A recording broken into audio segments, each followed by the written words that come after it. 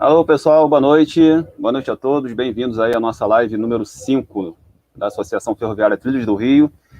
E hoje, uma pessoa mais que especial, super amiga, nossa convidada aí que trabalhou muitos anos no metrô, professora, escritora. Vamos falar aí sobre os livros aí que ela já produziu, que escreveu, muito legais, muito bons. E sem mais delongas, vou apresentar logo aqui nossa amiga Ângela França. Bem-vinda, boa noite, muito obrigado aí pela disponibilidade de estar conosco aí nessa live. Boa noite. Boa noite a você, boa noite a todos. Eu é que fico muito honrada de estar participando, agradeço aí o convite e estou aí à disposição de vocês para poder contar um pouquinho sobre o metrô. Beleza. Começar falando exatamente mesmo do metrô e de sua trajetória, né, de sua carreira, que foi extensa, né, muitos anos trabalhando no metrô, e como teve início, como surgiu, como você teve acesso, você, né, não é senhora, como você teve Não, por acesso. favor, você, senhora não, a senhora está no céu. Tá certo. E como é que foi aí esse início de trajetória, né, na Companhia do Metropolitano? Na verdade, eu comecei a minha caminhada no metrô como estagiária. Eu estava fazendo engenharia elétrica e surgiu a oportunidade, pelo projeto da Operação Mauá, um estágio no metrô. E aí eu comecei esse estágio em julho de 75 e vim trabalhar na diretoria, na divisão de energia, né? E eu acho que foi a única experiência que eu tive na minha vida trabalhando como energia, apesar de ser engenheira elétrica, eu só fui trabalhar foram 6 meses que eu trabalhei, e ali foi muito bom, porque foi uma experiência bastante interessante, né? Porque eu aprendi como funcionava todo o sistema, como ia funcionar, na verdade, porque naquela época a gente estava no início do projeto, né? Não existia nada ainda. Então, como ia funcionar, como é que era todo o sistema de energia, e o metrô sempre prezou muito pelo sistema de segurança. Então, ele tinha um sistema montado, né? Nós tínhamos 2 subestações, recebíamos a energia da Light, tínhamos 2 subestações principais, passava, era 138 kV, passava para 2 subestações primárias de 22, e daí, pelas artérias alternadas, você alimentava as SSRs, que é a que mandava a energia para o trem, 750 volts corrente contínua, e as subestações auxiliares, que abasteciam as estações, né, todos os seus equipamentos, túnel também. E, eventualmente, se tivesse alguma falha, a gente tinha um sistema de gerador em cada estação, e se ainda os geradores falhassem, tinha um sistema de baterias. Então, em termos de segurança, o metrô não tinha como parar, ele só pararia realmente num blackout na cidade do Rio de Janeiro, aí não teria jeito, né? Então, foi muito gostoso, você como estagiária, né, aprender tudo isso, começar a agregar isso, foi fantástico, foi uma experiência, assim, muito boa. Então, foi por aí que eu comecei os meus caminhos pelos túneis do metrô. Certo, legal, legal. Essas subestações, que no caso, subestações de energia, eram aonde, no caso? Quais subestações? As subestações principais, as 138, ficava uma em Freicaneca e uma em Botafogo. E as primárias, uma ficava em Estácio e a outra em Botafogo também. Quando nós começamos, quer dizer, quando o metrô começou, eram só essas duas. Depois, quando nós começamos a fazer a linha 2, teve mais uma em colégio. Tanto a primária quanto a principal foi aberta mais uma em colégio. Atualmente, eu já não sei mais como é que está esse sistema, porque agora eu não conheço mais como é que eles estão trabalhando, né? Mas quando nós começamos, era esse o sistema. Entendi. Eu tenho uma imagem aqui, deixa eu postar aqui. Bom, fala. Diga. Pode falar, que eu estou ajustando algumas coisas aqui. Não, porque aí eu não sei se você vai fazer mais alguma outra pergunta, mas aí deixa eu te falar. Quer dizer, continuando aí a minha caminhada, né, que ela foi bastante longa, né? Então, quando eu realmente me formei, no final do ano, eu recebi um convite para ir trabalhar na divisão de eletrônica. E aí foi assim um negócio bastante interessante, porque era uma outra novidade, né? Eu começando a... Na época que eu me formei, a gente não tinha esse problema de não ter trabalho, né? Era muito pelo contrário, tanto que naquela época a gente não precisava fazer mestrado, pós-doutorado, nada de graduação, você saía da faculdade e já estava empregado, né? E eu tive, por exemplo, 3 empregos nas minhas mãos para escolher: Vale do Rio Doce, Petrobras e metrô. Uhum.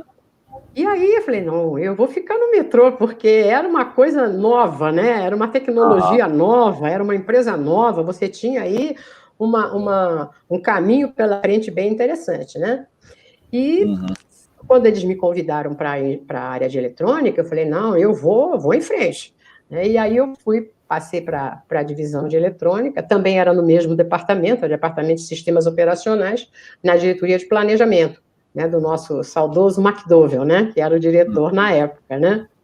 Então, foi aí que, realmente, já efetivada como engenheiro do metrô. Então, eu comecei, na verdade, em dia 1º de março de 76, aí já como engenheira mesmo, né? E aí vão 32 anos trabalhando como engenheira da companhia, né? Esse aí é o primeiro crachá, né?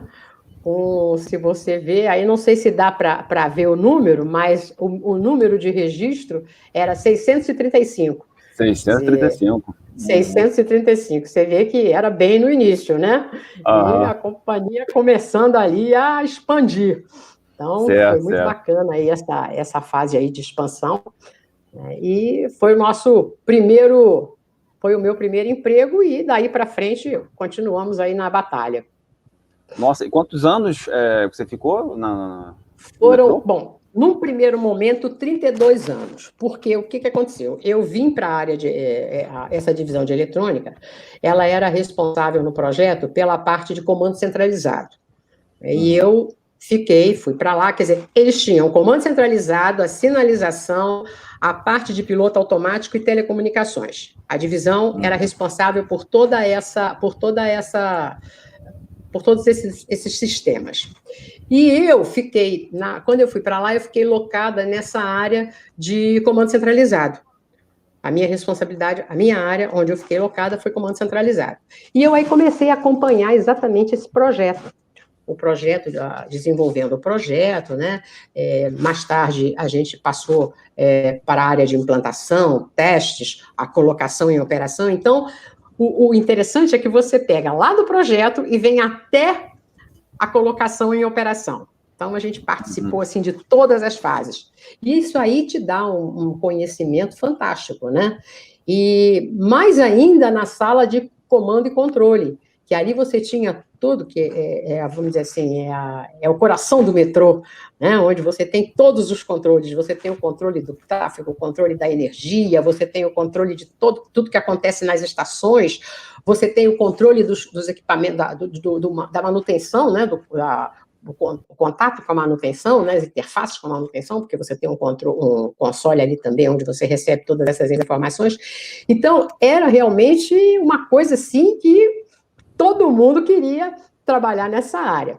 E eu tive realmente essa oportunidade de ficar lá, e aí foi bastante interessante, quando eu estava nesse trabalho, que nós tivemos eu tive uma chance de viajar e passar 3 anos na França, por conta de um treinamento na área de informática. E era o meu sonho conhecer Paris, né? Então, era tudo de bom. Mas eu estava para me casar, e aí o meu chefe me convidou, falou, olha, eu vou ter que mandar 3 engenheiros, nós éramos 3 engenheiros e mais o estagiário. E ele falou, e você vai? Aí eu falei, não, eu não vou, não. Ele falou, não, vai sim. Eu falei, não, eu não vou, não. Aí ficou aquele negócio, vai, não vai, e o tempo estava passando e tal, e meu pai também, não, você vai, não pode perder essa oportunidade e tal. Mas, você sabe, quando a gente é muito jovem, né, a gente não tem essa maturidade. Primeiro que você não vê a importância de uma viagem dessa, para você como profissional, né? E em todos os sentidos, não era só profissional. Eu não sei nem se eu tivesse ido, se eu ainda estava aqui hoje, né? Ou se eu não teria ficado por lá, né? Mas É aquele negócio. A oportunidade passa, né? E a gente tem que agarrar. Se a gente não passa, não pega, ela vai embora e não volta mais, né? Bom, aí o tempo foi passando, até que ele chegou para mim e falou: Ângela, eu não tenho mais como esperar. Você vai ou não vai? Eu falei: eu não vou, não. Aí ele falou: bom, então não tem jeito, eu vou ter que chamar o estagiário e vou botar ele no seu lugar. Eu falei: tá bom, então pode chamar. E aí assim foi. O estagiário teve que cair correndo atrás da documentação e tal, da papelada, e aí ele foi no meu lugar e eu não fui. Bom, então foram os 3 engenheiros que viajaram para fazer esse curso. E quando voltaram, um deles saiu do metrô, o outro faleceu e só ficou um. E o que ficou foi exatamente o que foi no meu lugar. Então, Caramba. ele tinha todo o sistema na mão dele, só ele conhecia o sistema de informática do metrô. Nossa. Né? E aí, aquele negócio, né? Quer dizer, eu não me arrependo, tá? Hoje, inclusive, eu sou muito amiga dele, gosto muito da pessoa, mas realmente foi uma oportunidade sem igual, né? Porque foi fantástico para ele, porque só ele tinha esse conhecimento, né? E aí continuou trabalhando e tal, e nós continuamos em outras, fazendo o nosso trabalho, e eu tive, quer dizer, apesar de não ter ido nessa, eu tive mais 2 oportunidades também de viajar. Uma pela teletransmissão, para passar mais 6 meses, todas elas na França, né? E uma outra na área de bilhetagem, que era uma área que também tinha muita interface com comando centralizado, e também para passar 6 meses, e eu não fui em nenhuma das 3. Então, é o que eu digo, ou inclusive eu digo para as pessoas quando tem essa chance, eu falo, olha, não perca, porque isso aí, gente, depois é que a gente vê, né? Puxa vida, se eu tivesse ido, como tinha sido importante, como tinha sido bom profissionalmente, até mesmo em termos de vida, né? Para você ter uma outra visão do mundo, né? Experiência. Experiência, né? Mas é isso aí, não fui, tudo bem. Estou aqui também, continuei fazendo o meu trabalho e agreguei muita coisa, né? E eu participei também, então, de toda essa parte de implantação e dos testes dos equipamentos de teletransmissão, dos equipamentos do túnel, no próprio centro de manutenção. Então, foi uma experiência não só da técnica, como da prática, porque a gente via, né? Você ia lá, fazia, colocava para começar a funcionar. Então, realmente foi algo assim muito, muito gostoso e muito agregador, né? Então, valeu muito a pena. Além da sala de console do PCC, que era o posto de comando centralizado, as pessoas não gostam que fale muito nessa sigla, né? Porque PCC hoje em dia tem outra conotação, mas o nome era esse, era posto de comando centralizado. Então não tem outro, eu tenho que falar o nome que era, né? Seria CCO, no caso, e outras companhias adotam? O CCO é o prédio. O CCO é o prédio, é o Centro de Controle Operacional. Sim. Então, o prédio se chamava CCO e essa sala específica era posto de comando centralizado, né? Que ela tinha os 4 painéis dentro da sala. Então, aí você tinha o posto de comando de tráfego, que coordenava toda a circulação, o posto de comando de energia, que era o responsável pelo controle da área de energia. Você tinha o posto de comando de estações, que fazia toda a interface das estações, e o posto de comando de intervenção, que recebia as solicitações de manutenção e encaminhava para a área da manutenção. E aí, como eu era responsável já por todos esses painéis, quando nós começamos a fazer os consoles da sala do supervisor, eu passei também a ficar responsável pelo projeto do console do supervisor. Aí eram as salas do console do supervisor, as cabines de vigilância, que eu não sei se você já viu, que quando os mezaninos do metrô, são 2 mezaninos, tem o principal e tem um outro que não é o principal, né? Então, nesse mezanino principal, sempre a gente tem a sala do console do supervisor, a sala do supervisor da estação.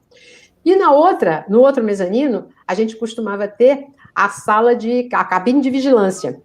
Então, era um console mais reduzido, né, que você não precisava ter todo o controle da estação, mas alguns equipamentos que precisassem ser mais emergenciais, eles ficariam nesse console. Então, eu também fiz parte de todo esse projeto do console do supervisor, do console da sala de vigilância e das bilheterias, né? E, mais uma vez, o metrô prezando pela segurança. As nossas bilheterias, na época de projeto, elas tinham, todas elas, um pedal de alerta. Então, ali você tinha um contato direto com a polícia.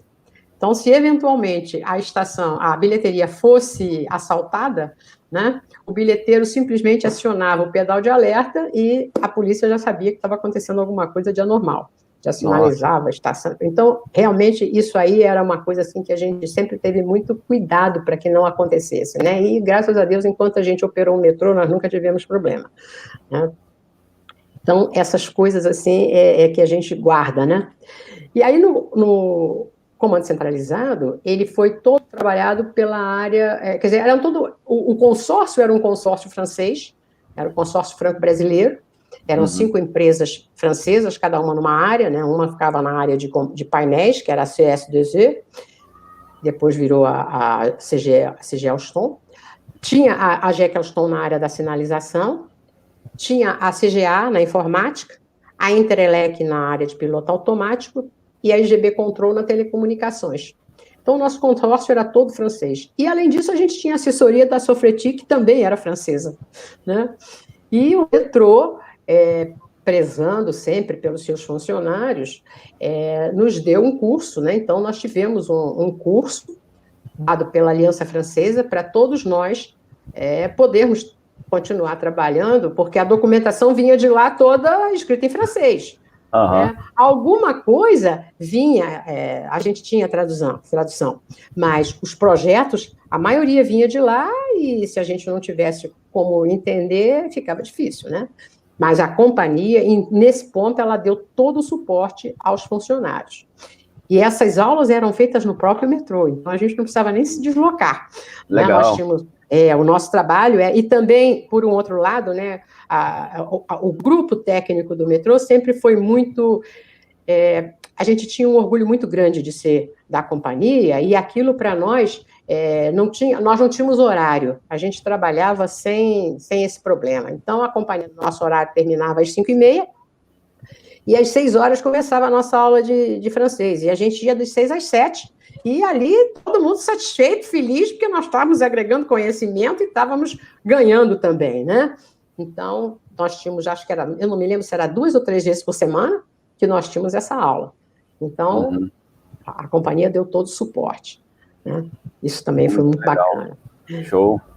E uma outra emoção que eu não consigo esquecer, que foi para mim assim muito marcante, além dessa sala, né, que eu já te falei que ela é mais um filho, né, porque aquilo ali para mim foi assim uma coisa muito bacana, né?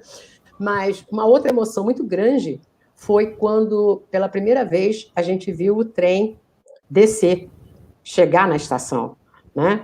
Quando foi feito o primeiro teste de carregamento, e o trem desceu ali pelo CM, né, naquele túnel ali na Central do Brasil, e chegou na estação. Então, nós estávamos todos na Central, esperando o trem chegar, e de repente chega aquele...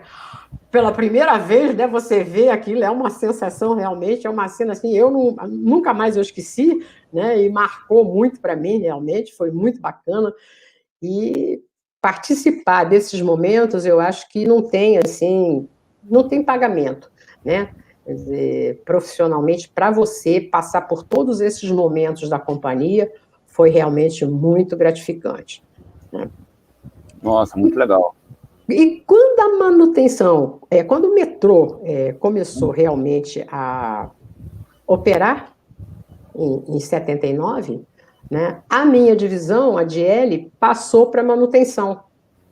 Então, aí eu já fui para manutenção por uma questão da própria estrutura da companhia, né? A companhia, a divisão de eletrônica foi transferida para manutenção, e aí já na nova diretoria de operações. Até se você puder voltar aquela foto que você colocou aí. Aí nós fomos para a diretoria de operações. E nós estávamos acostumadas, né, com o McDowell. Não, a outra, aquela que tem o trem com uma pessoa na porta. Essa daí. E aí, era interessante, a gente estava acostumado com o McDowell, né, uma pessoa toda arrumada, toda... E aí, de repente, nos apresentaram, olha, esse é o diretor de operações. Chegou um cabeludo, barbudo, rabo de cavalo, calça jeans, tênis, e nós olhando para ver, meu Deus do céu, é o diretor de operações? É o diretor de operações. Nós ficamos assim meio assustados, né? Aham. Mas olha, uma pessoa maravilhosa, né? Era Cláudio Sena Frederico, tinha uma experiência espetacular em metrô, vinha do metrô de São Paulo, né? Já era do corpo técnico do metrô de São Paulo, tinha experiências outras também já na área de transportes, e foi uma pessoa que deu assim um start na operação do metrô e botou para frente realmente. Eu, na manutenção, passei um tempo coordenando a área de equipe da corretiva do comando centralizado, né, porque aí eu já estava na manutenção, já era comando centralizado, e aí eu passei a chefiar a equipe de manutenção corretiva. E, além disso, como nós começamos a ter problema, né, porque a operação, o posto de comando de intervenção deveria ser coordenado pela manutenção. Mas a operação se apossou da sala do PCC e não deixou a manutenção assumir o posto. E aí ela coordenava tudo, e como é que ficava a manutenção? Porque justamente esse posto de comando de intervenções, ele recebia todas as solicitações de defeitos, né, e passava para a manutenção. Então, ele teria que ser coordenado pela própria manutenção. Mas, na hora que a manutenção não pôde entrar, a operação tomou conta, e aí como é que passava para as informações? A operação não podia entrar em contato direto com as nossas equipes de intervenção, porque aí a coisa ficava meio confusa, né? Então, a manutenção criou um outro, nós chamávamos de posto de comando, controle da manutenção. Então, era como se fosse uma duplicação do PCI, né? Do outro lado, para que a gente pudesse receber, então, centralizava, então, ali na manutenção, e dali a gente passava para as equipes de manutenção irem atender. E aí eu passei também a ser a responsável por esse centro de controle, né? Além disso, nesse centro de controle, ele era responsável pela liberação dos trens. Então, de manhã cedo, né, você tinha que ter tantos trens para a operação, e aí era necessário que naquela hora os trens estivessem todos liberados. E já desde o início a gente tinha dificuldades, às vezes, e não conseguia. No início não, logo no início você conseguia, mas à medida que a coisa foi começando a ficar mais... começando a operar com mais volúpia, né, o metrô começou a ter problemas, e aí nem todos os momentos a gente tinha a quantidade de trem para liberar. E antes, quando eu chegava de manhã cedo, eu recebia, o bip começava a tocar, doutora, não tem trem hoje para liberar agora na hora, vai sair mais tarde e tal. Qual é a previsão, mais ou menos, né, para a gente ter ideia e tal? Não, daqui a uma meia hora, ou daqui a uma hora, tudo bem. Aí, já sabendo que ia acontecer isso, desligava o meu bip, tocava o bip do meu ex-marido, porque ele era da operação, e era a pessoa responsável em receber os trens. Nossa. E eu já sabia qual era a notícia que ele ia receber lá no bip dele, porque eu já sabia o que estava acontecendo. Aí, não vai ter trem agora, doutor, a manutenção não liberou, não vai liberar, só tem a previsão daqui a uma meia hora, uns 40 minutos. Caramba! Então, era uma loucura, né? Então, você já viu. Já começava cedo a encrenca, porque não tinha trem, eu era da manutenção, ele da operação, então a coisa já começava por ali. Caramba! Bom, mas em 84, eu fui convidada para vir para a operação, aí eu passei para o outro lado. Né?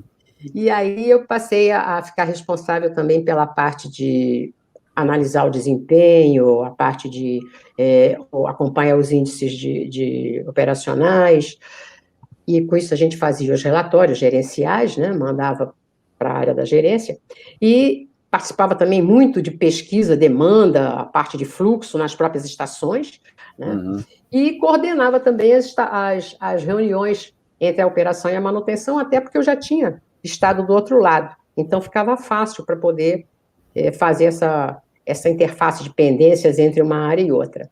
Né. E acabei na operação vindo parar nesse setor que cobrava lá da manutenção o trem. Eita, caramba! Aí, quando faltava o trem, eu ligava para lá e cobrava do pessoal pessoal, e eles diziam assim, mas doutora, a senhora sabe, a senhora já passou aqui, eu não fiz mais nada, eu agora estou do outro lado, e eu estou precisando do trem, agora me libera o trem que eu preciso do trem. Então, era complicado, a gente sabia que tinha as dificuldades lá, mas agora eu não podia mais ficar para o lado quanto lá de lá, agora o meu trabalho era outro. Certo, verdade. E, de uma certa forma, foi muito bom, porque eu não fui aquela engenheira de ficar atrás da mesa. Né? Apesar de ter trabalhado no projeto, então, nesse período, a gente ia para o campo e participava, e botava, e fazia implantação, e fazia testes. Depois eu fui para a área de manutenção, então atuei muito na área de manutenção. Fui para a operação, participei muito desse processo de operação, estação, fazendo análise, verificando o fluxo de passageiros, de demanda. Então, foi assim uma vivência muito grande, né? E a experiência que você vai, a bagagem que você vai pegando é muito boa, né? E em 88, eu fui convidada para voltar novamente para a área de projeto. E aí eu falei, bom, vamos ver agora, né? A coisa está mudando, são novos projetos, eu vou voltar.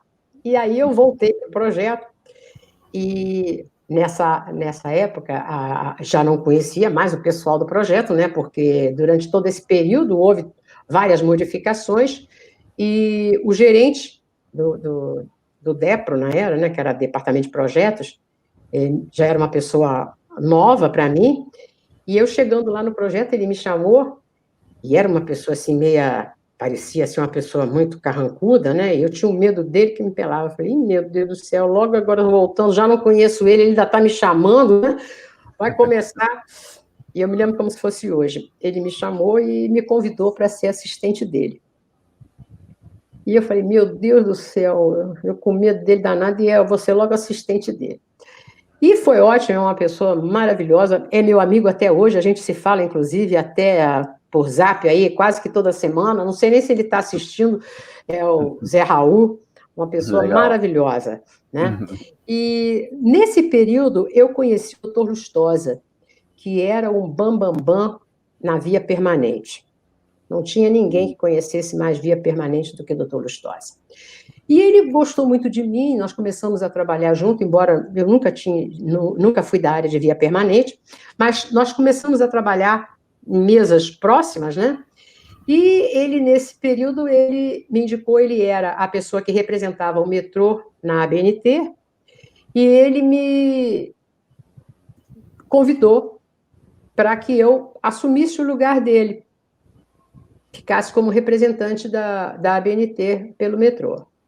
E foi muito bom, né, que a partir daí eu tive uma nova visão, uma área de normalização, que era uma área totalmente nova, né, e passei a ser não só a representante do metrô na ABNT, mas em todas as associações que o metrô participava.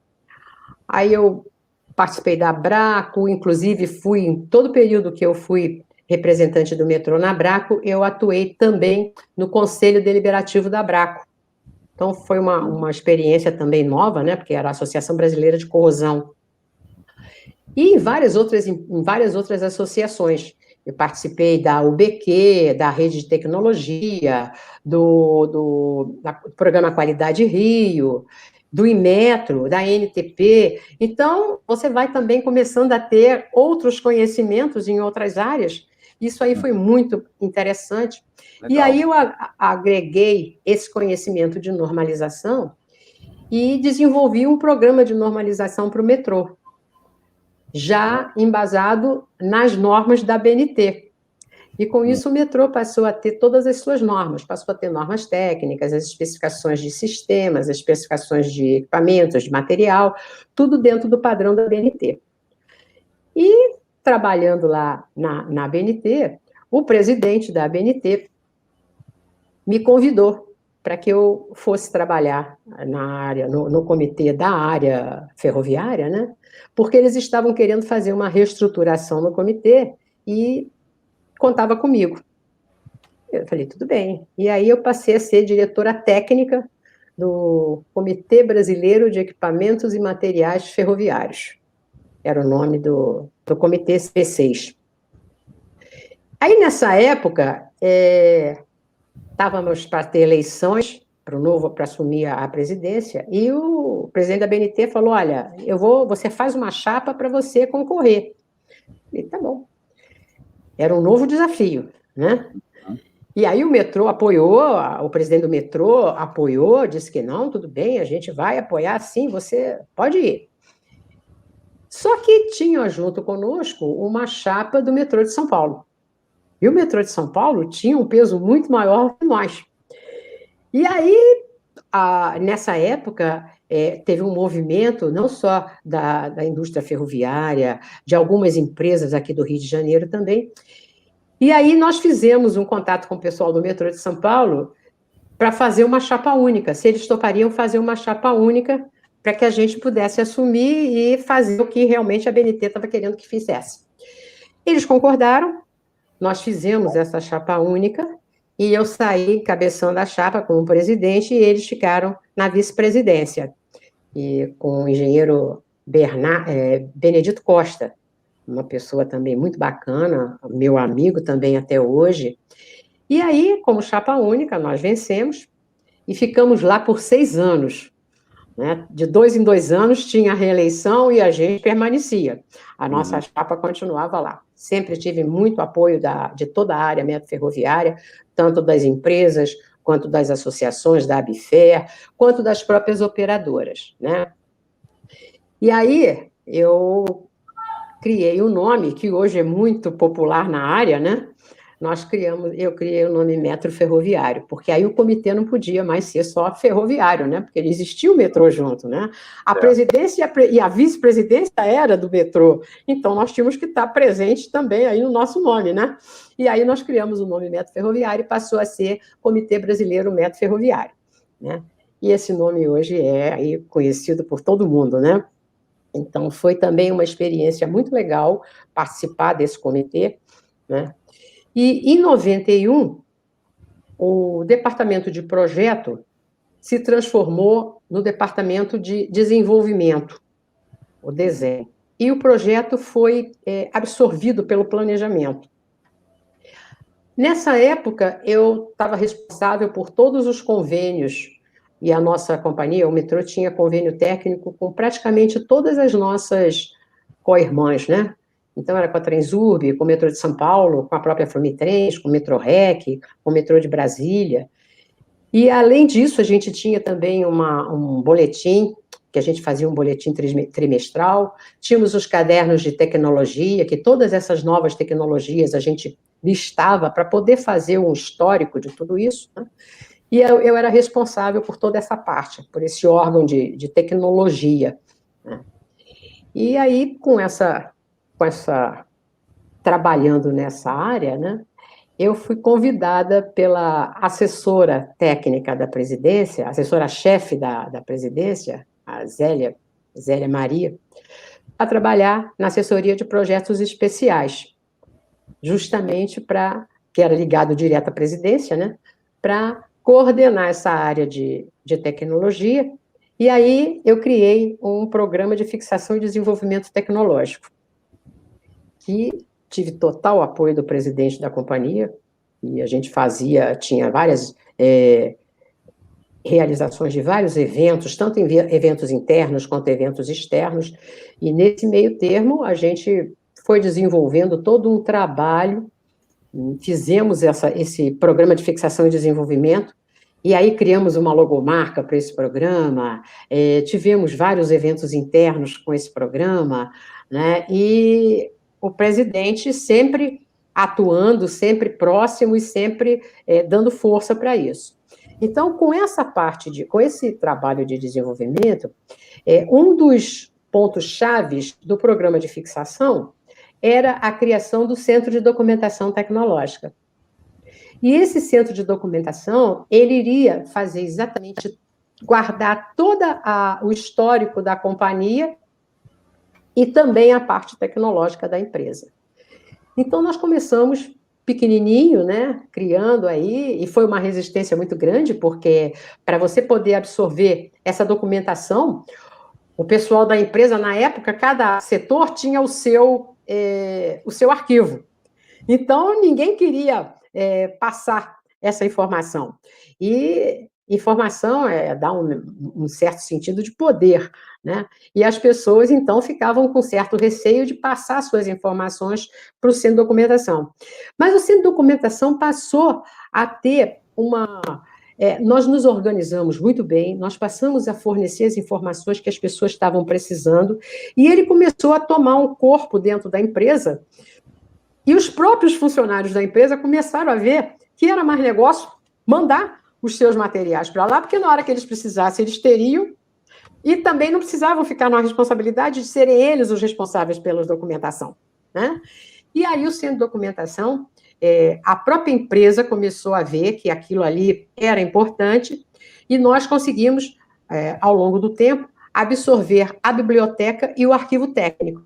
Então, com isso, o CEDOT passou a ser um único órgão de documentação da empresa. Ele foi, inclusive, credenciado no Sistema de Informação Gerencial do Governo, né? E era a única empresa do Estado que tinha um órgão a esse nível. Então, nós conseguimos fazer uma coisa assim, bastante interessante, porque nós tínhamos toda a história do metrô, nós tínhamos toda a parte tecnológica também guardada, né? E nesse tempo eu também participei do programa de implantação da qualidade.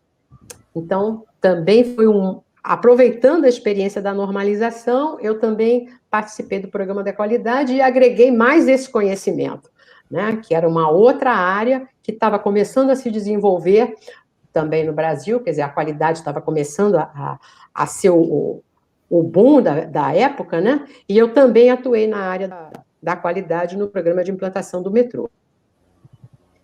Em 2001, o metrô saiu da Secretaria de Transportes e foi para a Secretaria de Desenvolvimento Urbano. E aí começa o processo de cisão da empresa, né? E em maio de 2001 é criada a Rio Trilhos, que, se você analisar, qual era a missão da Rio Trilhos? Era exatamente a missão do metrô, né? Planejar, projetar, elaborar os projetos técnicos, expandir o sistema e fiscalizar a construção do metrô. Isso já era feito pelo metrô, né?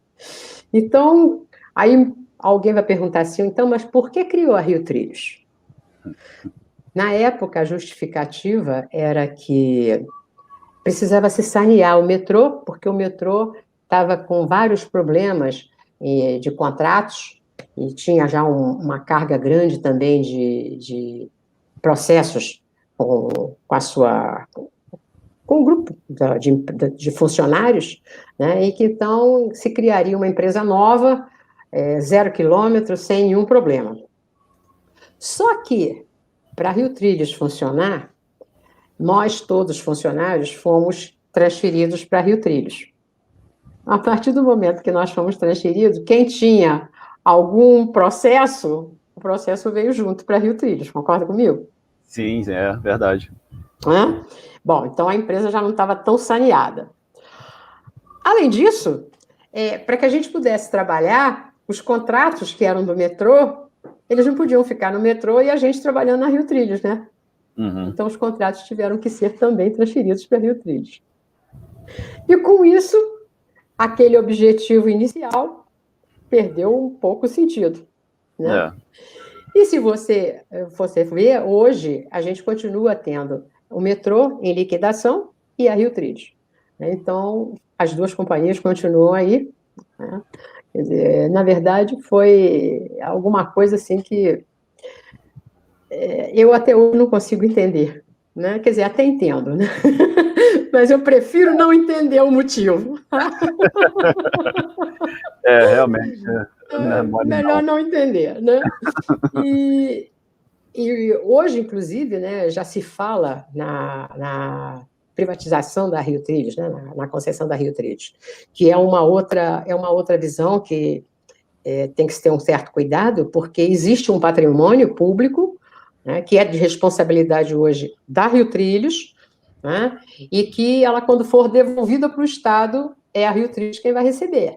Então, se hoje você ou você extingue a Rio Trilhos, ou você privatiza a Rio Trilhos, quem é que vai receber esse patrimônio quando ela for devolvida ao Estado? Né? E é um patrimônio com certo valor. Né? Então, é uma coisa aí que a gente está com muito cuidado e está até bastante receoso com o que está se falando. Em 2003, eu fui convidada para trabalhar, já estava na assessoria da presidência, né? E eu fui convidada para trabalhar como assessora do vice-presidente, e nesse período se recriou a diretoria de planejamento na empresa, que até então ela tinha sido extinta a partir de um determinado momento, e a diretoria de planejamento é algo que você precisa ter, né? Em uma empresa que faz uma construção de um projeto de metrô, que planeja uma expansão, você teria que ter uma diretoria de planejamento. E aí se recriou a diretoria de planejamento, e eu vim ser assessora do diretor de planejamento, com a responsabilidade de controlar todos os contratos nessa época, e também com a parte de controle do pessoal da diretoria. Foi uma nova experiência também, uma outra área bastante interessante.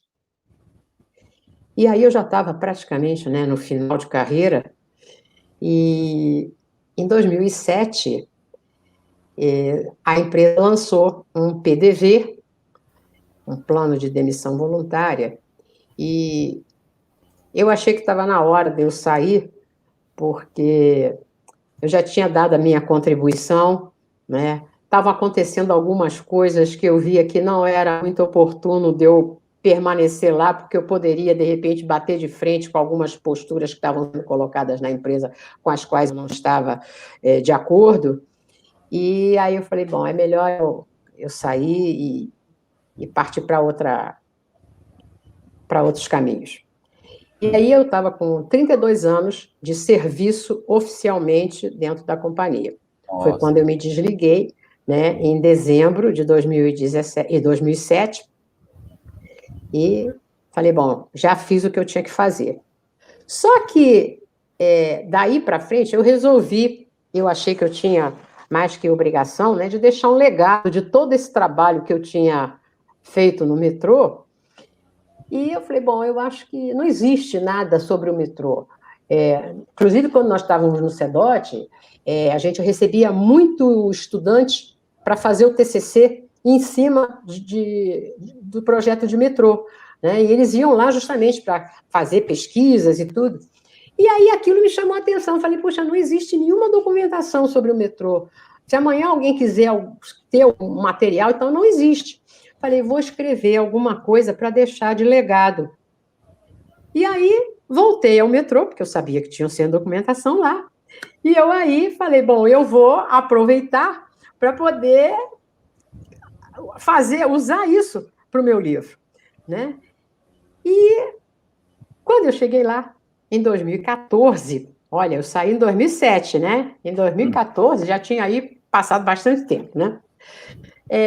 Eu encontrei com o diretor da engenharia na época, e ele me convida se eu não queria voltar para o metrô para poder reestruturar o centro de documentação. Aí eu falei para ele assim, mas eu deixei o centro de documentação pronto, estava tudo montado, tudo bonitinho, você me chama para voltar para o metrô para refazer o centro de documentação?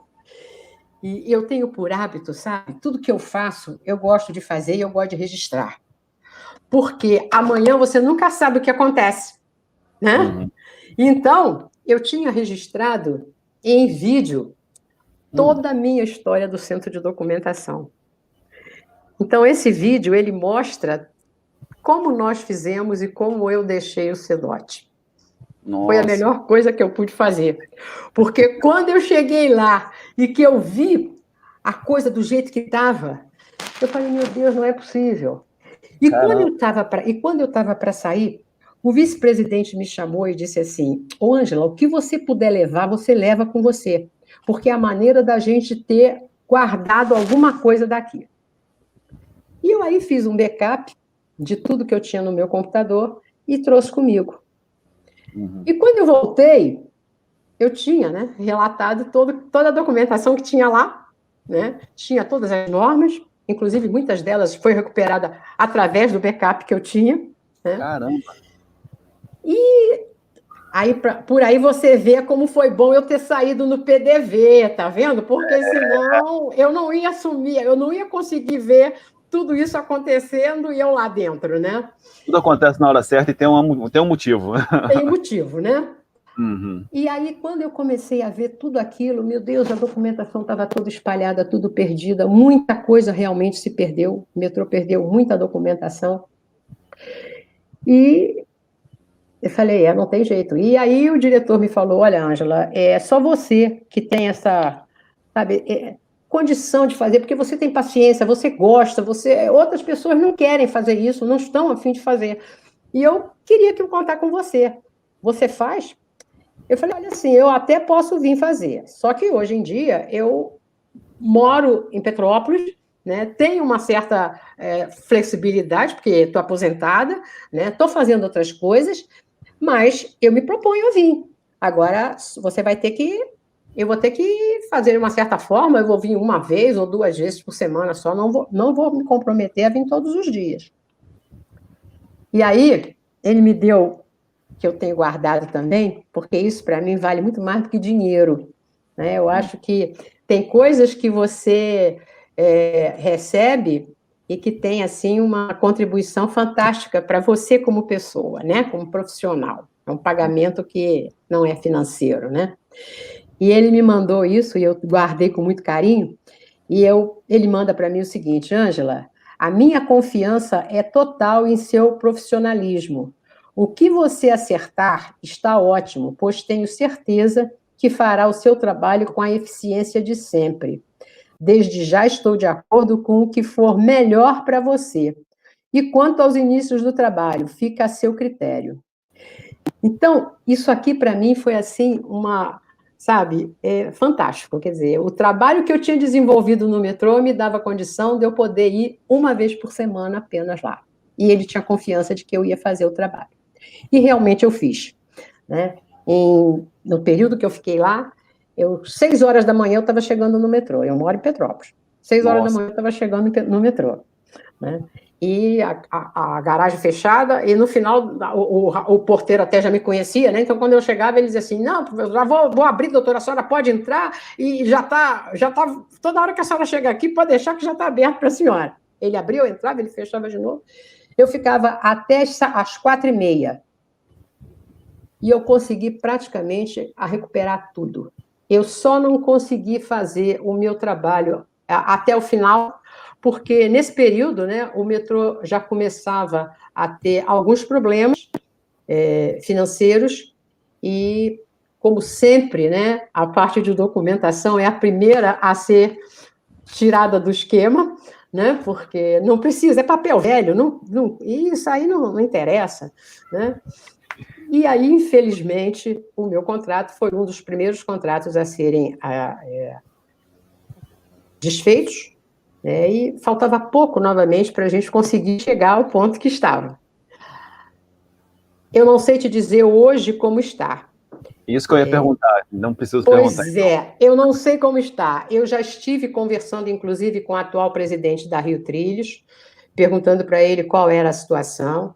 Me coloquei à disposição novamente, se ele precisasse ou se ele quisesse. Eu estou à disposição novamente para poder ver como está a situação, se ainda é necessário fazer algum trabalho e que eu me coloco à disposição para fazer se for necessário, né? Porque eu tenho um carinho muito grande, não só pela companhia, como também pelo trabalho que eu desenvolvi, que eu acho que foi uma coisa assim que foi reconhecido a nível de Estado, né? Então, eu acho que para a companhia é uma coisa muito interessante para ela mesma, né? Ter a sua história, né? Conseguir resgatar a sua história. Então, a hora que precisar, eu me coloco à disposição e o presidente sabe disso, né? Então, eu acho que... Aí, daí foram mais 2 anos. Então, na verdade, foram 34 anos, né? Dedicado ao metrô. Que eu não me arrependo. Foi uma vida, né? Foi uma vida que eu tive aí, né? Mas eu não me arrependo. Eu acho que se eu tivesse que fazer, eu faria tudo novamente, como foi. Ah, sim, com certeza. Nossa, muito legal. Essa trajetória aí, fantástica, né? Realmente. Eu tô com vontade de quebrar o protocolo aqui, bater palma, mas vamos seguir. Mas ok. Olha, a gente já está com 50 minutos de live, muita gente acompanhando. Agradeço aí novamente a todo mundo que está aí ao vivo, né, conosco. Nossa, dá vontade de fazer embalos de sábado à noite aqui, a gente virar a noite conversando. Muito legal, muito legal. Mas queria saber algumas curiosidades aí que a gente pode Pois é. A comentar. gente tem bastante curiosidade. Primeiro, com relação até às próprias inaugurações, né? O metrô, quando ele começou a fazer as inaugurações, a gente não podia participar, né? Não dava para a gente estar lá curtindo aqueles momentos, né? Porque, como a gente era da manutenção, a manutenção fica sempre na linha de frente, esperando qualquer problema que aconteça, ela tem que entrar. Então, a gente ficava de prontidão. Eu não pude praticamente participar de nenhuma inauguração do metrô. Eu só fui ter essa oportunidade quando já estava na assessoria da presidência, em Copacabana, que aí sim, porque aí, na primeira inauguração que teve, que foi a estação de Siqueira Campos, aí eu consegui, pela primeira vez, participar da comitiva do governadora, né, que inaugurava a estação Siqueira Campos, aí eu consegui ir no trem da comitiva para inaugurar a estação. E a segunda vez foi também na época que o metrô inaugurou a parte do trecho da linha 2, aquelas estações lá da linha 2, Tomás Coelho, Vicente Carvalho, Colégio e Coelho Neto, que também eu tive a oportunidade de ir na comitiva do governador. Então, foram as únicas vezes que a gente participou realmente de inauguração. Do contrário, não tenho como dizer como foram, porque não teve chance. O metrô teve alguns projetos bastante interessantes, e um deles foi o Núcleo de Articulação com a Indústria.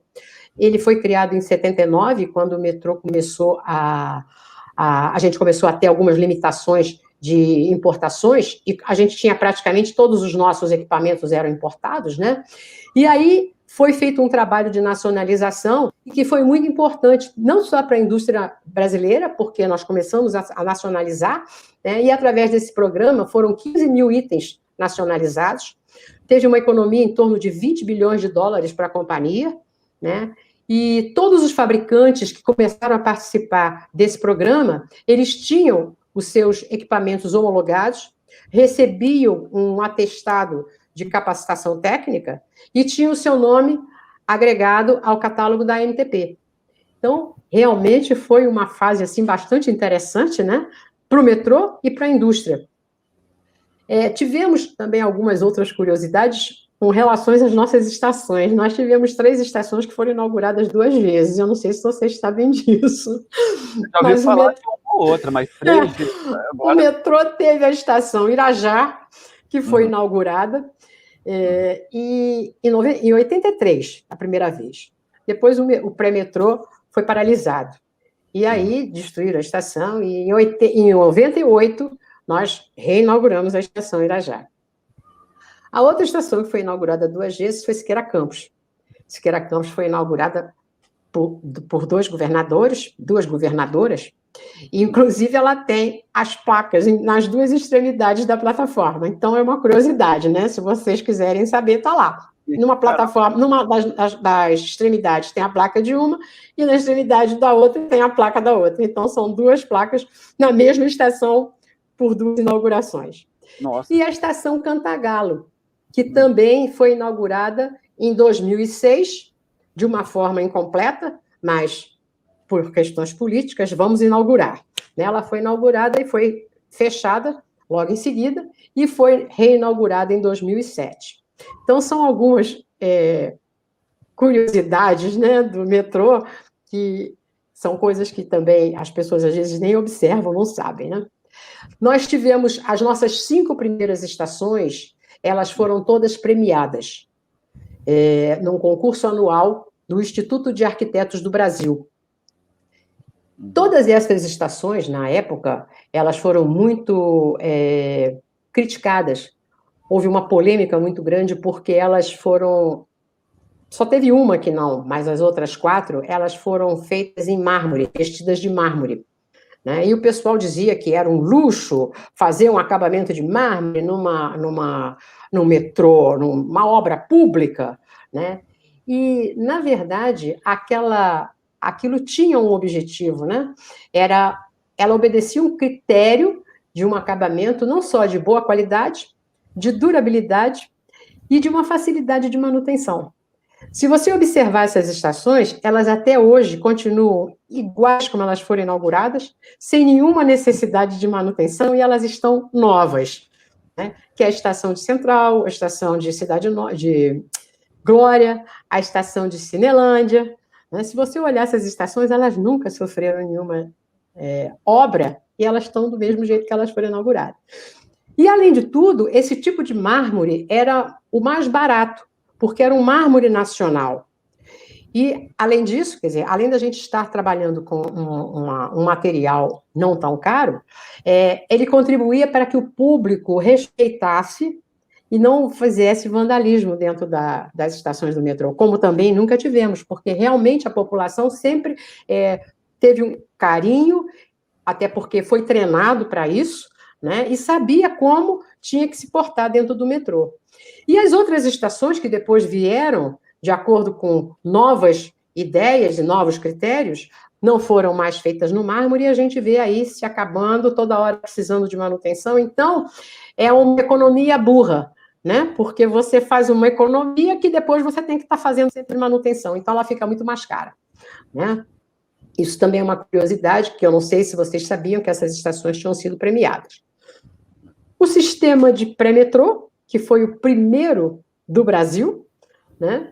Também idealizado pelo McDowell, e era um projeto fantástico que as pessoas não conseguiram entender o bojo do projeto, né? Ele abria novos corredores de transportes, e com isso ele ia atendendo a crescente demanda que passava a existir, e à medida que isso ia crescendo, ele iria sendo prorrogado, ia andando mais para frente, e o metrô ia entrando ali. Quer dizer, era uma forma de você desenvolver a cidade, né? E, ao mesmo tempo, você também, com isso, você engrandecia a parte da própria infraestrutura do local, né? Porque, com isso, você começava a ter um maior comércio, você começava a ter um maior desenvolvimento daquela área, né? Valorização, inclusive, né? da própria área, né? E uma outra curiosidade, o nosso sistema de ventilação. Normalmente o metrô era construído na Europa em cidades muito frias, né? Então não tinha uma necessidade de conforto específico. O usuário gostava até de ficar lá dentro, né? Porque ficava quentinho, né? E aqui no Rio era exatamente o contrário. O nosso sistema de ventilação tinha que ser ao inverso de todos os outros, porque o Rio, com o calor que era, se você não tivesse um sistema de ventilação próprio para isso, ninguém ia conseguir ficar lá dentro, né? Então, o nosso sistema de ventilação, ele foi feito 95% para tirar o calor e 5% para tirar a poluição. Então, um sistema totalmente diverso do que antes tinha sido feito, né? E o nosso metrô é considerado, na verdade, o único metrô tropical, né, diante da situação climática que é a cidade do Rio, né? E eu acho que, finalizando, mais uma curiosidade ainda, é o nosso carro, né? O carro do metrô, ele foi o primeiro carro da América Latina a ter ar-condicionado, é um designer totalmente diferenciado, né? O carro com maior vão de portas do mundo, ele tem 1,90 de largura, né? Quando o normal é de 1,30 a 1,60. Ele foi projetado para uma capacidade de 90 segundos, embora a gente não tenha conseguido até hoje alcançar, mas ele está projetado para isso, né? Com uma velocidade máxima de 100 km por hora. E os carros foram desenvolvidos, né, pelos técnicos brasileiros, foi construído, inclusive, pela Mafesa, né, com 75% de nacionalização. Então, na época, ele foi construído dentro de uma tecnologia a mais moderna, na época, mundial, né? Então, o nosso carro era top. Você vê que até hoje, apesar de tantas modernizações que já aconteceram, ele continua sendo um carro muito bonito, né? Um carro que ainda é admirado pelas pessoas. a gente tinha, ele não funciona de portas abertas, ele tem um intertravamento que ele não permite, o carro não sai da plataforma se não tiver com as portas fechadas e não abre as portas em funcionamento, né? E tem um sistema de telefonia que permite o piloto se comunicar com o centro de controle. Ele tem também uma sonorização que permite o piloto se comunicar diretamente com o posto de comando e com os passageiros, e aquele equipamentozinho que você mostrou ali, ele permite, em cada carro a gente tem aquele equipamento, ele permite que o usuário, em caso de emergência, se comunique com o piloto. Quebra um plásticozinho que tem, quebra aquele plástico, aciona e fala com o piloto, e qualquer emergência você tem acesso dentro dos carros para falar com ele. A outra curiosidade é com relação ao símbolo do metrô, né?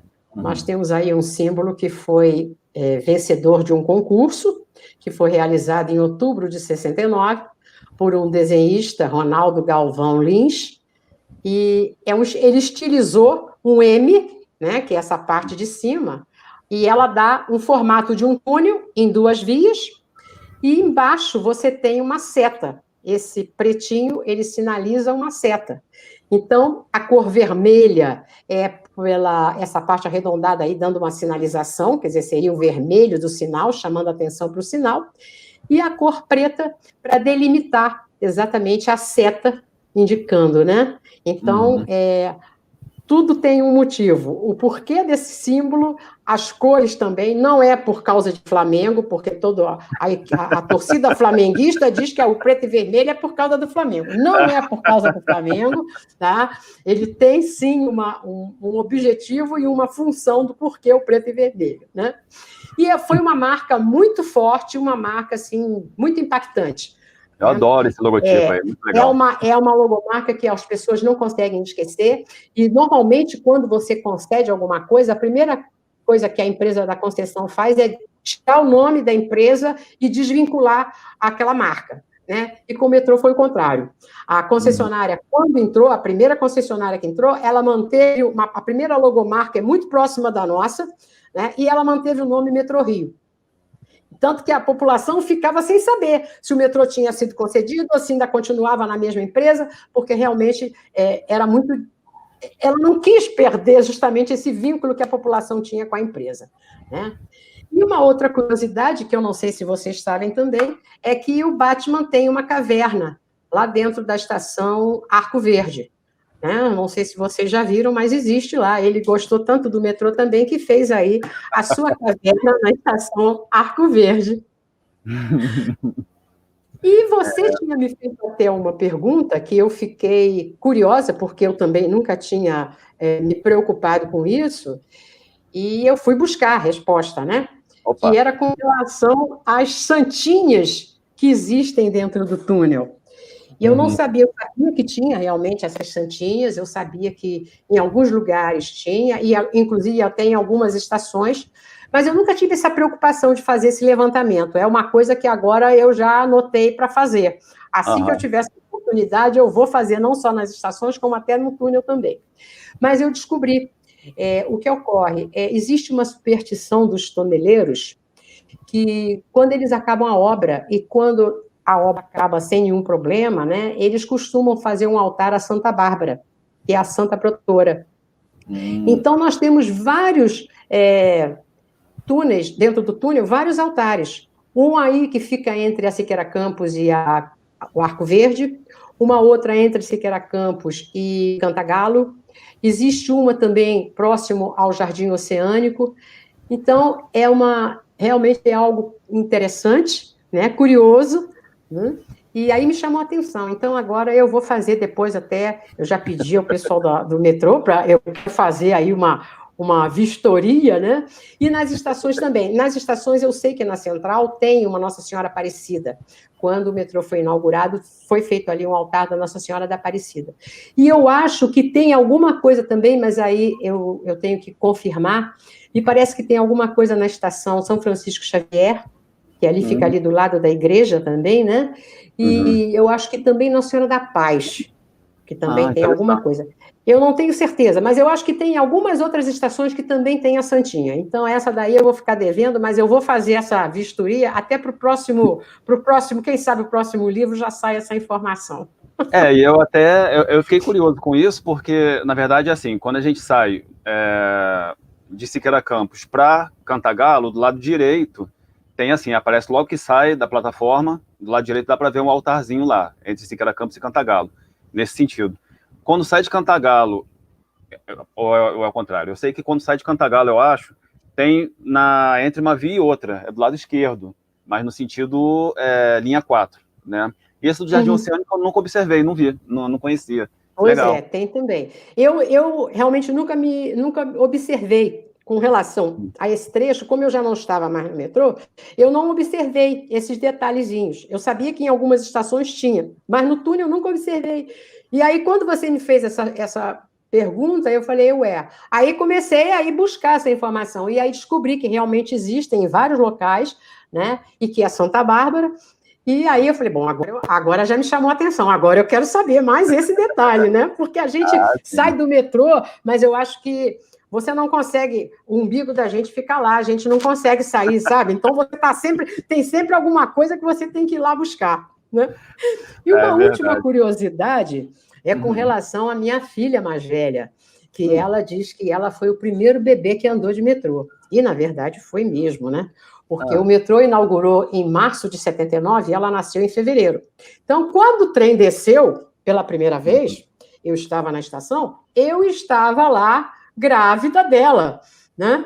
E quando nós entramos no metrô, quer dizer, ela entrou na minha barriga, mas ela entrou no metrô e foi o primeiro bebê, né? E ela tem um orgulho tremendo de dizer isso, né? Eu fui o primeiro bebê que entrei no metrô. E, realmente, além disso, eu trabalhei até sexta-feira, do dia 2 de fevereiro, no metrô, até às 18 horas, e ela nasceu 15 para meia-noite do mesmo dia.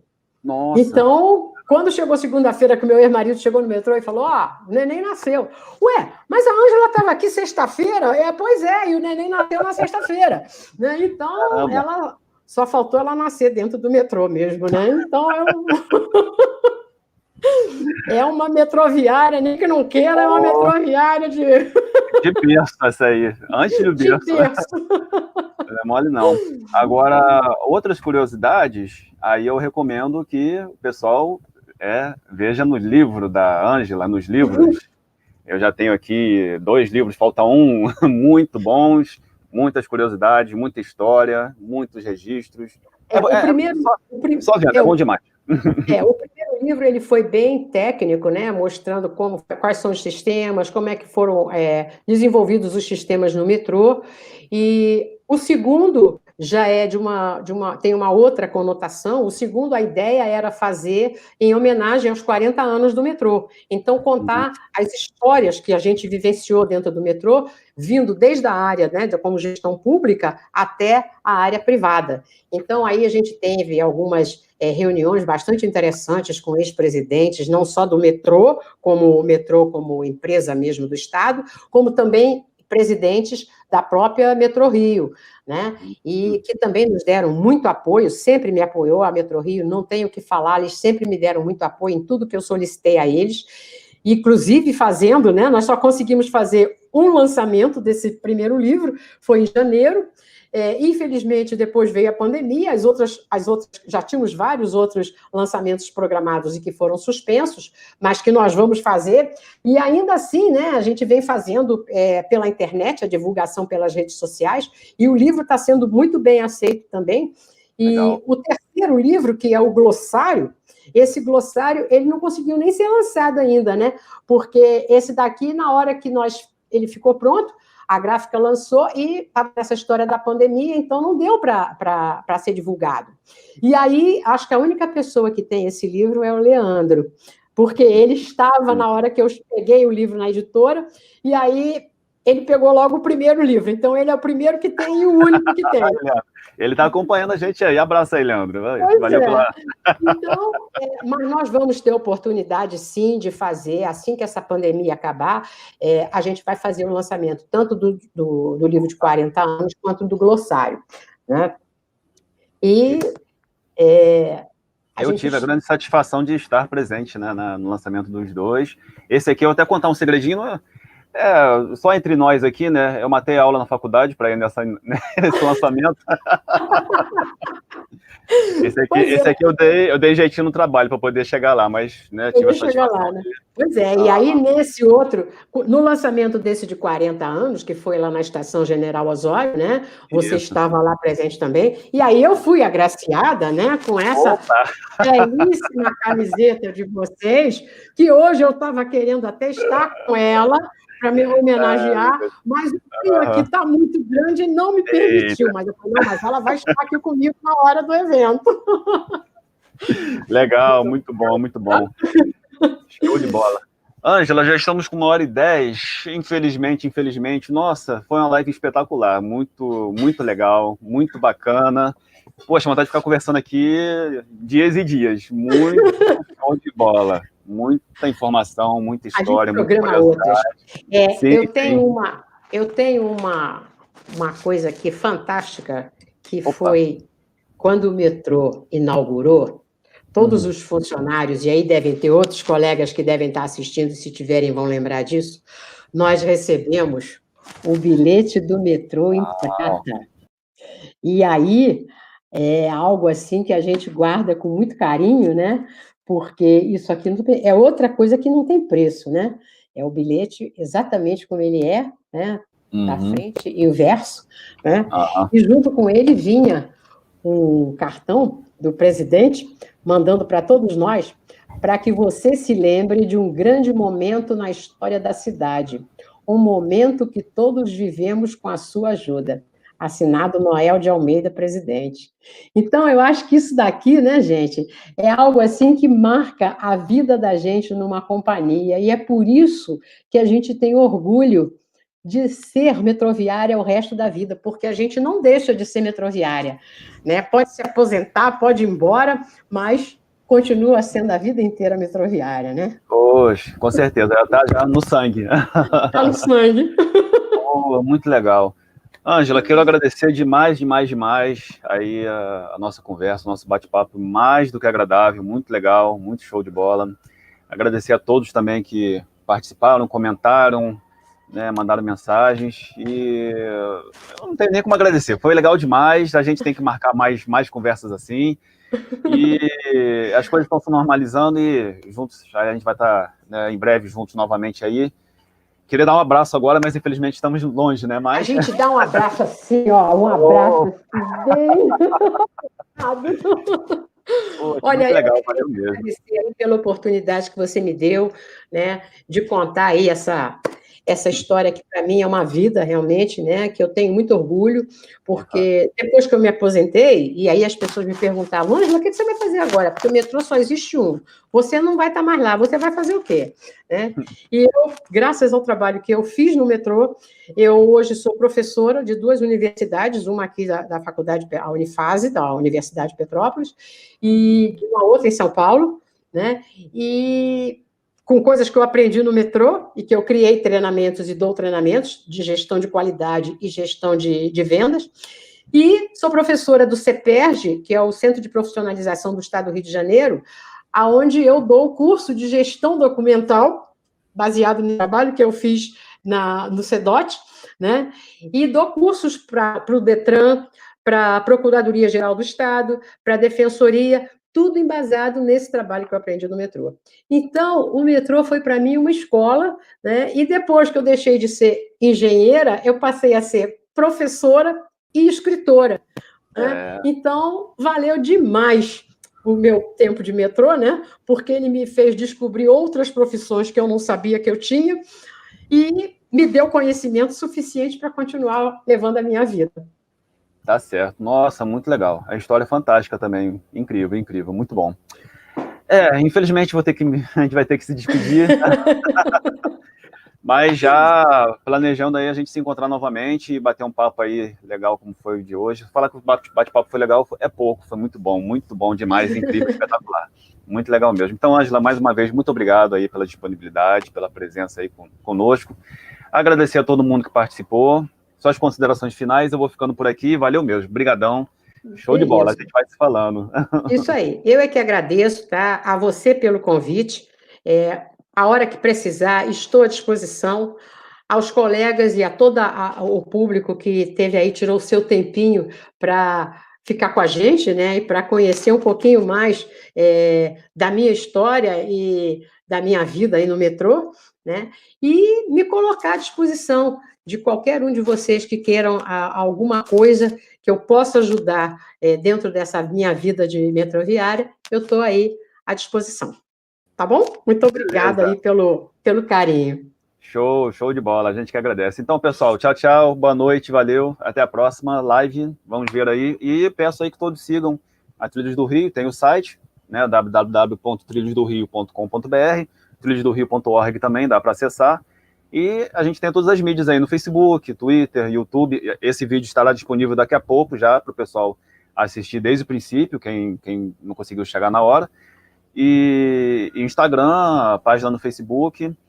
E aí eu peço que todos sigam, compartilhem e leiam também o livro da Ângela, os livros. Muito bom. Muito obrigada. Eu não coloquei aqui no meu bottom aqui na minha lapela, porque eu queria até ia mostrar para vocês, né? Isso aqui, que também é muito, muito prazeroso a gente ter, são os bottoms que o metrô dava. Quando você entrava, você ganhava o primeiro bottom, né? Depois, com 5 anos, você recebia um segundo, depois, com 10 anos, você recebia um terceiro e junto recebia uma medalha que a gente guarda com muito carinho, 10 anos de serviço, né? Vem a medalha dizendo 10 anos de serviço e do outro lado com a logomarca do metrô. Então, eu não coloquei aqui, porque como eu achei que ia dar tempo de mostrar, né? Mas como não deu, eu falei, não, antes de terminar, eu vou mostrar minha medalha muito e os meus bottoms. Muito legal, show de bola. Lindos. Não é? Beleza. Show. Então, vamos que vamos, a gente se fala. Forte abraço, Ângela, bom final de semana. Para vocês também, muito obrigado pelo apoio, pelo carinho e pelo convite. Valeu, a gente que agradece. Tchau, valeu, obrigado. Tchau, gente. Valeu. Opa.